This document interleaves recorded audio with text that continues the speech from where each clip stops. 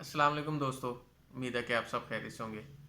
दोस्तों, जैसा कि आप लोगों को मालूम है कि क्वेश्चन आंसर वाला एक सेशन स्टार्ट किया है।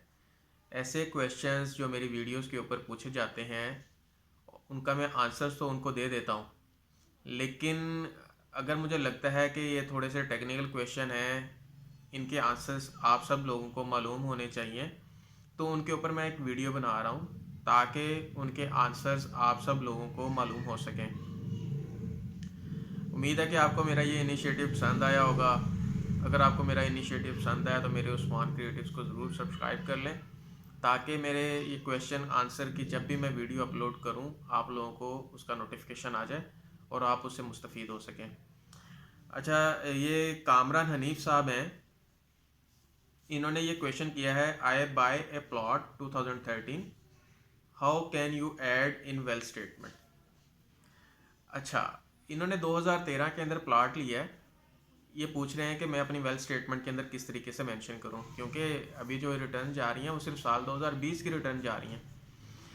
अच्छा, मैंने फिर इनको आंसर किया कि भाई आपने अपने जो प्रॉपर्टी है या प्लॉट है आपने अपने रिटर्न के अंदर मेंशन करना है, और जो प्लॉट की जो वर्थ है, प्लॉट की वर्थ प्लस अगर कोई और भी एसेट्स हैं आपके, बेशक कैश है, बेशक बैंक बैलेंस है, बेशक कुछ भी है, वो आप अपने जो है वो पिछले साल के जो भी आपके एसेट्स हैं वो आपने प्रीवियस एसेट्स के अंदर ऐड कर देने हैं।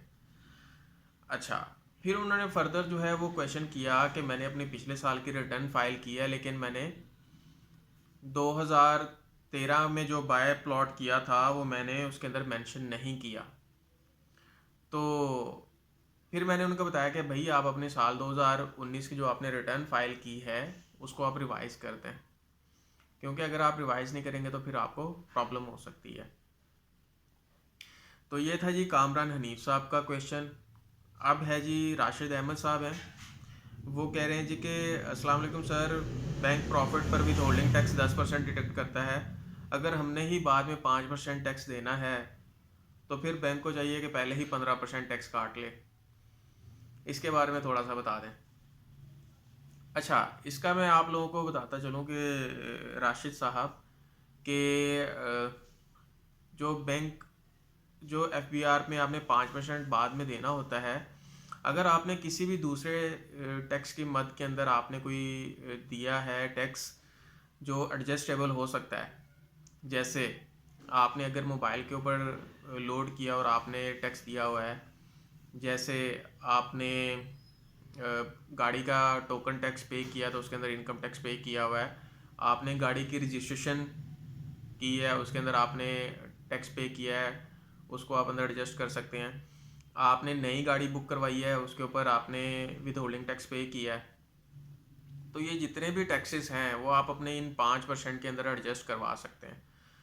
अगर एफबीआर जो है वो बैंकों को कहे कि भाई 15% टैक्स काट के हमें दें, तो बैंक तो कर लेगा, लेकिन मसला क्या है कि जिन लोगों ने अजाफी टैक्स दिया होता है वो उनको फिर नुकसान हो जाएगा। वो फिर जो है उनको 15% वो भी देना पड़ेगा और अजाफी टैक्स भी देना पड़ेगा, बाद में उनको जो है रिफ़ंड लेना पड़ेगा। तो इस हवाले से उनको जो है ना मसले आ सकते हैं। तो इसलिए जो है ये एक अच्छा इकदाम है, साथ साथ उनकी एडजस्टमेंट भी हो जाती है, टैक्स रिफ़ंड अप्लाई नहीं करना पड़ता। तो हाँ, उन लोगों के लिए ज़रूर मसला है जिनके 10% कट रहे हैं और उनका किसी और तरीके से वो टैक्स भी पे नहीं कर रहे, तो उनको जब सीपीआर के थ्रू अपने जो है वो टैक्स जमा करवाना पड़ता है 5% इजाफी, तो वो काफ़ी ज़्यादा फील होता है।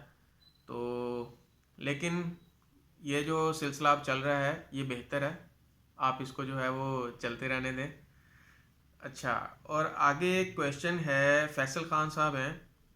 ये जो है वो नोटिस आता है अपनी प्रीवियस ईयर्स की रिटर्न्स भरने का, उन उस वीडियो के ऊपर जो है वो आया हुआ है। मुझे भी सेम नोटिस मिला है, लेकिन उसमें वेल्थ स्टेटमेंट का ऑप्शन नहीं है, लेकिन सबमिट करने के लिए वेल्थ स्टेटमेंट सबमिट करना ज़रूरी है, प्लीज़ गाइड कर दें। तो फैसल साहब क्या है कि साल 2019 से इन्होंने डिक्लेरेशन 114 और डिक्लेरेशन 116 एक ही रिटर्न के अंदर शामिल कर दी है। जो इससे पहले जितनी भी रिटर्न्स जो हैं वो सबमिट होती थी, सबसे पहले वेल्थ स्टेटमेंट फिल करनी पड़ती थी, फिर बाद में आपको इनकम स्टेटमेंट फिल करनी पड़ती थी। क्योंकि आपको नोटिस जो आया होगा वो साल 2018 या इससे पीछे जितने भी साल हैं उनका नोटिस आया होगा। इसके इन सालों के अंदर आपको अलग-अलग, क्योंकि दोनों चीज़ें सबमिट करवानी पड़ती थी, इसलिए आप वहाँ डिक्लेरेशन में जाएं और वहाँ जाके वेल्थ स्टेटमेंट का एक डिक्लेरेशन 116 का एक ऑप्शन आ रहा होगा, उसको ओपन करके उस साल को आप इंटर करें और अपनी वेल्थ स्टेटमेंट पहले सबमिट करें। उसके बाद अपनी इनकम स्टेटमेंट आप उस नोटिस का रिप्लाई करें तो आपका जो है वो सबमिट हो जाएगा और ये एरर नहीं आएगा। तो और जी ये अली अलवी हैं जी। उस्मान साहब अस्सलाम वालेकुम, प्लीज़ तमाम टैक्सेस की लिस्ट बता दें जो एक टैक्स पेयर पे करता है और जो अपनी रिटर्न्स में एडजस्ट कर सकता है। टैक्सेस तो बहुत ज़्यादा हैं, लेकिन आप अपनी इनकम टैक्स रिटर्न के अंदर विद होल्डिंग टैक्स और इनकम टैक्स ये जो है वो आप एडजस्ट कर सकते हैं। जहाँ पे विद होल्डिंग टैक्स के नाम से आपकी टैक्स की डिडक्शन की होगी या फिर आपकी इनकम टैक्स के हवाले से टैक्स की डिडक्शन की होगी, वो आप अपनी इनकम टैक्स रिटर्न के अंदर एडजस्ट कर सकते हैं। अच्छा, एक है जी मिस्टर समीम साहब हैं जी। सर जी एनटीए नंबर कैंसिल हो जाता है या नहीं, और किस तरीके से कैंसिल होता है? कहता है जी कि मेरे से गलती से एनटीएन बन गया, तो उसके बाद अब सारी बात एफपीआर के नोटिस आ रहे होंगे उनको, तो परेशान हुए हुए हैं। तो इसका जो है मिस्टर समीम साहब, आपको जो है वो आरटीओ ऑफिस, जो भी आपका लगता है आरटीओ ऑफिस, आपने उधर विज़िट करना है और आपने उनको डिक्लेरेशन में बताना है प्रॉपर रिक्वेस्ट के साथ कि मेरा कोई किसी किस्म का बिज़नेस नहीं है, या मैं डिक्लेयर्ड इनकम जो है जो जिसके ऊपर टैक्सेबल इनकम है मेरी टैक्सेबल इनकम नहीं है, मेरे पे रेंटियन जो रिटर्न सबमिट करवाना लाजमी नहीं है, मेरी ऐसी किसी किस्म की इनकम नहीं है, या मेरा जो बिज़नेस है वो इस हवाले से नहीं है कि मुझे एनटीएन रजिस्टर्ड करवाना पड़े।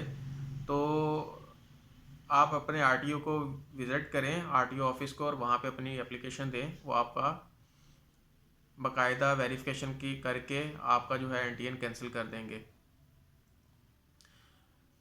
उम्मीद है कि आप लोगों को मेरा आज का क्वेश्चन आंसर सेशन पसंद आया होगा। अगर आप लोगों को मेरा क्वेश्चन आंसर सेशन पसंद आया तो मेरी इस वीडियो को लाइक कीजिएगा, अपने दोस्तों के साथ शेयर कीजिएगा। अपना और अपनी फैमिली वालों का बहुत ज़्यादा ख्याल रखें। पाकिस्तान जिंदाबाद। अल्लाह हाफिज़।